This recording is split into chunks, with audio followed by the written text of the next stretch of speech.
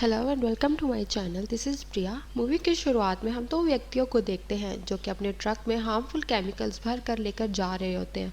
वो आपस में बात करने में मगन होते हैं कि तभी अचानक से एक हिरन उनके ट्रक के सामने आ जाता है और ट्रक से टकरा कर उसकी वहीं पर मौत हो जाती है। अब इस बात के एक्सीडेंट के चलते एक केमिकल टैंक उनके ट्रक से निकलकर पास की नदी में गिर जाता है। वो दोनों इस चीज़ पर ध्यान ना देते हुए आगे चले जाते हैं और वो टैंक नदी के एक किनारे पर जाकर फट जाता है, जिससे उसमें भरा केमिकल बाहर निकलना शुरू हो जाता है और वहीं पर दो बीबर्स भी मौजूद होते हैं। अब सीन शिफ्ट होकर एक लड़के पर जाता है जो कि उसी नदी में फिशिंग कर रहा होता है कि तभी अचानक से कोई चीज़ उसे ज़ोर से खींचती है, जिससे वो बहुत ज़्यादा डर जाता है और जब वो पीछे मुड़कर देखता है तो कोई उस पर अटैक कर देता है। सीन यहीं कट होकर तीन लड़कियों पर जाता है जिनका नाम मैरी, जीन और जोई था। दरअसल हाल में ही उन्होंने अपना ग्रेजुएशन कंप्लीट किया था, इसलिए वो तीनों सेलिब्रेट करने मैरी के फार्म हाउस जा रहे होते हैं। थोड़ी ही देर में वो लोग वहाँ पहुँच जाते हैं और अपने नेबर से मिलकर वो तीनों लड़कियाँ अपने कैबिन में चली जाती हैं।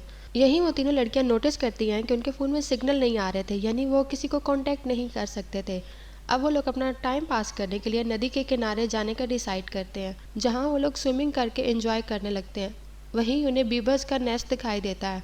वो लोग बहुत ज़्यादा एक्साइटेड होकर बीबर्स को देखने के लिए चले जाते हैं, लेकिन जब वो वहाँ पहुँचते हैं तो उन्हें वहाँ पर हरे रंग के दाग दिखाई देते हैं जो कि बीबर्स के पैरों के निशान थे। वो लोग ये डिसाइड कर ही रहे होते हैं कि तभी वहाँ पर एक भालू आ जाता है, जिसे देखकर ये तीनों लड़कियाँ काफ़ी डर जाती हैं।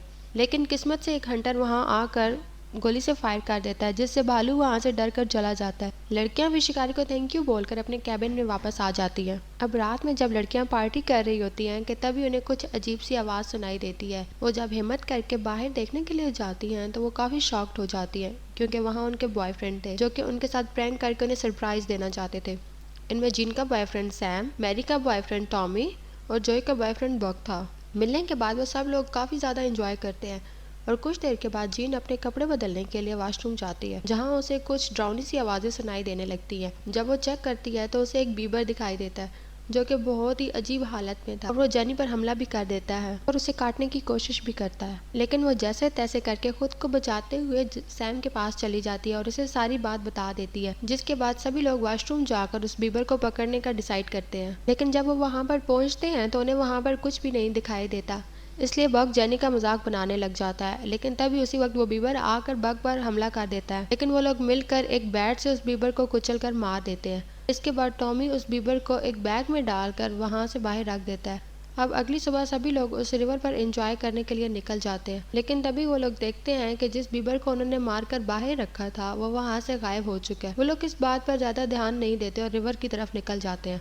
वहाँ सभी लोग नदी में जाकर काफी एंजॉय करते हैं, सिवाय जेनी के जो कि रात के हादसे से काफी ज्यादा डरी हुई थी। अब थोड़ी देर बाद स्विमिंग करते हुए बग के पैर में उसे कुछ महसूस होता है और वो इस बात को मजाक में उड़ा देता है, लेकिन तभी वो चीज़ उसे पानी में खींच लेती है और उसका पैर काट कर अलग कर देती है, जिससे वो सब लोग काफ़ी डर जाते हैं और पानी से निकलकर एक प्लेटफॉर्म पर चढ़ जाते हैं। पर तब तक ज़ॉम्बी में कन्वर्ट हुए हुए बीबर उन्हें चारों ओर से घेर लेते हैं। ये देखकर जिन भी काफ़ी डर जाती है और हेल्प मांगने के लिए कैबिन की तरफ जाती है।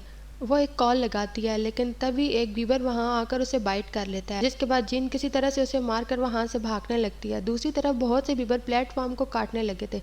तब सैम एक डॉग को पानी में फेंक कर बीबर्स को डिस्ट्रैक्ट करता है। अब आते ही सभी लोग वहां से निकल जाते हैं। फार्म हाउस पर वो सारे पहुंच जाते हैं। वो लोग काफ़ी डरे हुए थे। वो इस मुसीबत से बचने का तरीका सोच ही रहे होते हैं कि तभी उन्हें बाहर से कोई डरावनी सी आवाज़ सुनाई देती है, इसलिए वो बाहर जाकर देखती हैं कि उनके घर को बीबर्स ने चारों तरफ से घेर लिया था और ये सभी बीबर्स उस नदी में घिरे केमिकल्स की वजह से ज़ॉम्बी में कन्वर्ट हुए थे और ज़ॉम्बी पर सभी लोगों पर हमला करने के लिए बेदाग थे। ये देखकर वो सब लोग काफ़ी डर जाते हैं और अंदर आकर सभी खिड़की और दरवाजों को बंद करने का फैसला करते हैं ताकि कोई भी बीबर अंदर ना आ सके। लेकिन इधर पैर कटने की वजह से बग की हालत काफी बिगड़ने लगी थी, इसलिए जोई और टॉमी उसे हॉस्पिटल ले जाने का डिसाइड करते, उसे कार में बिठाकर हॉस्पिटल की तरफ ले जाते हैं। अब कैबिन में सिर्फ 3 ही लोग बचे थे कि कुछ बीबर्स ने विंडो से अंदर घुसने की कोशिश करते हैं, जिससे सभी लोग कीले ठोंक कर गेट को सील कर देते हैं। इधर जोई और टॉमी देखते हैं कि हॉस्पिटल जाने का रास्ता बंद है, इसलिए टॉमी कार से उतर कर कोई और रास्ता ढूंढने लगता है। लेकिन तभी कार के अंदर बंदी जोई को चिल्लाने की आवाज़ सुनाई देती है। वो तुरंत ही टॉमी को देखने के लिए उतरती है। अब वो देखती है कि एक पेड़ गिरने के चलते टॉमी की मौत हो चुकी है। तभी एक ज़ॉम्बी बीबर वहां आकर उस पर हमला कर देता है, लेकिन उसी समय हंटर वहां आकर उस बीबर को मार देता है। ये वही हंटर होता है जिसने इससे पहले भालू से इन्हें बचाया था। अब वो हंटर बग को और जॉय को बचाकर अपने कैबिन की तरफ लेकर जाता है। इधर दूसरी तरफ कैबिन में मैरी अपने रूम में आराम कर ही रही होती है कि तभी जेन वहाँ आकर उसे सेड्यूस करने लगती है। तभी अचानक से उसके नाखून बड़े होने लगते हैं और उसके दांत टूटकर गिरने लगते हैं, जिससे उसका स्लाइवा मैरी के मुंह में जाकर गिर जाता है। दरअसल वो भी एक ज़ॉम्बी बीबर में कन्वर्ट हो गई थी और वो मैरी पर हमला करने ही वाली थी कि सैम वहाँ आकर उसे अपनी ही गर्लफ्रेंड जेन को मार देता है। वो बेहोश हो जाती है और मैरी बच जाती है। दूसरी तरफ जॉय और हंटर मिलकर बग को फ्रस्ट्रेट कर रहे थे, लेकिन तभी बग भी ज़ॉम्बी बीबर बनकर उल्टा बीबर पर हमला कर देता है। वो हंटर को काट कर उसकी चमड़ी निकाल देता है। जॉय ये सब देखकर काफ़ी डर जाती है और हंटर की गोली उठाकर बग पर फायर कर देती है, लेकिन गलती से उसकी गोली सीधा जाकर हंटर को लगती है और बग जॉय के पीछे पड़ जाता है। इसलिए वो एक रूम में जाकर छुप जाती है, जहाँ उसकी नेबर जो कि ज़ॉम्बी बीबर में कन्वर्ट हो चुकी थी, जो पहले से ही मौजूद थी, वो जॉय पर हमला कर देती है। जॉय उस पर भी फायर करने की कोशिश करती है, लेकिन बदकिस्मती से गन में गोलियां खत्म हो चुकी थी, इसलिए वो मजबूरन घबरा कर वहां की खिड़की से कूद जाती है। इधर सैम और मैरी इस घर से निकलने की सोच ही रहे होते हैं कि मैरी को सैम पर शक होने लगता है और वो उसे अपने कपड़े उतारने को कहती है, जिससे उसे पता चल सके कि वो सेफ है। सैम अपने कपड़े उतार देता है और वो मैरी को भी वैसा ही करने को बोलता है, लेकिन वो एक दूसरे को इस तरह देखकर बहक जाते हैं और फिजिकल होने लगते हैं।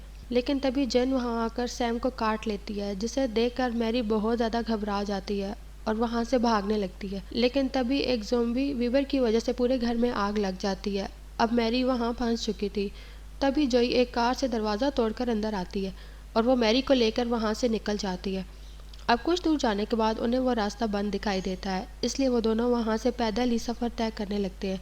लेकिन रास्ते में मैरी नोटिस करती है कि जोई पर काफ़ी सारे निशान हैं, इसलिए वो उस पर गन तान देती है, क्योंकि उसे डाउट था कि जोई भी ज़ोंबी में कन्वर्ट हो सकती है। जोई उसे सफाई देने लगती है कि इतने में मैरी खुद ही ज़ोंबी बीवर में कन्वर्ट होने लगती है। मतलब मैरी इन्फेक्टेड थी, क्योंकि जेन का स्लाइवा उसके मुंह में गिरा था। अब उसे ज़ोंबी बीवर में कन्वर्ट होता देखकर जोई उसे कुल्हाड़ी से मार डालती है और अकेले ही आगे चलने लगती है। जहाँ रास्ते में उसे एक ट्रक दिखाई देता है, वो खुश होकर हेल्प के लिए चिल्लाने लगती है, लेकिन अफसोस ये ट्रक उन्हीं लापरवाह ड्राइवरों का था जिनका केमिकल टैंक रिवर में गिर गया था।